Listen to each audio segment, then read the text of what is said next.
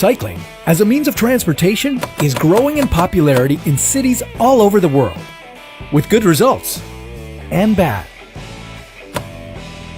But what if cyclists didn't need to share the road at all? What would happen if all commuters ditched their cars and replaced them with bikes? How would it affect infrastructure? How much healthier would you be? And could this save the world? This is What If, and here's what would happen if everyone biked to work. It's no secret that cars burn a lot of fuel and are horrible for the environment and, well, you get the idea. But have you ever thought about just how much space they take up? Here's what 30 cars on a street look like. Quite a lot, huh? Take a look at what 30 cyclists look like in the same spot. Notice the difference? Let me state the obvious. Fewer cars on the road means cleaner air. Around the world, there are over 1 billion cars in use. 276 million of those cars are in the United States. The majority are passenger vehicles, and then there are several million motorcycles, trucks, and buses on the road. These vehicles account for 30% of the greenhouse gases in the United States. We'll need to keep the trucks for transporting things like food, and we'd keep the buses too so that people who aren't able to bike can still get to work. We'd want buses for long-distance travel too. Now take away almost 200 million cars, including your Hondas, Jeeps, and yes, even Ferraris. They've all got to go.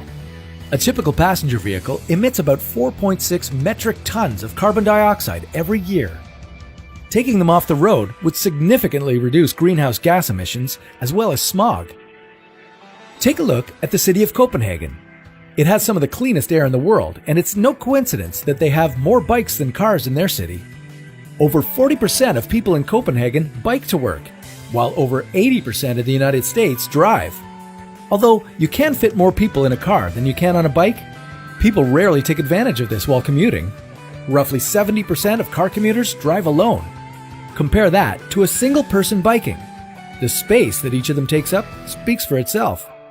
And think of all the money you'll save. In 2018, people spent about $2,500 during the year on gas.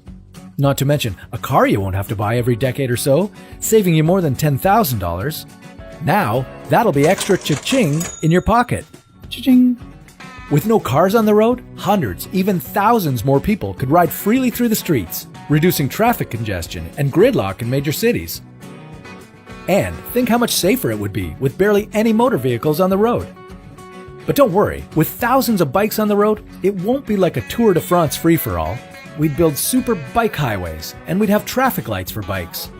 And just like the bike traffic lights in Copenhagen, these lights will be synced to the average speed of cycling in the area, so that once you hit your stride, you won't have to stop. No matter how the roads are planned, it's almost guaranteed that they'll be safer than driving. According to the World Health Organization, over 1.35 million people die each year due to crashes on the road. Think of how much safer we'll all be. What about people who can't bike or are too far away from their work? Well, that's where public transportation comes in. Even with the increased amount of buses on the streets, it still won't compare to the amount of space and emissions that cars take up now. When you break down the numbers, a bus carries an average of 40 to 60 people while commuting, and a car only carries one. To carry the same amount of people a bus carries, there would need to be 40 cars on the road, taking up more space and using more fuel than just a single bus. And for all the people who can bike, think how buff your quads will get. You don't get that from driving. Another thing you don't get? A ton of burned calories. On average, an hour driving will burn 120 calories, compared to 480 calories that you'll burn after an hour of biking. I guess you can kiss your gym membership goodbye. Not only that, but you'll also live longer. A 2015 study showed that communities who bike to work, as opposed to those who drive, decreased their early mortality rate by 40%. Despite all these benefits, there may be some downsides. Will everyone want a bike in the winter? What about getting injured? And what are the environmental effects of people taking more showers after biking all day? Well, that sounds like a question for another What If.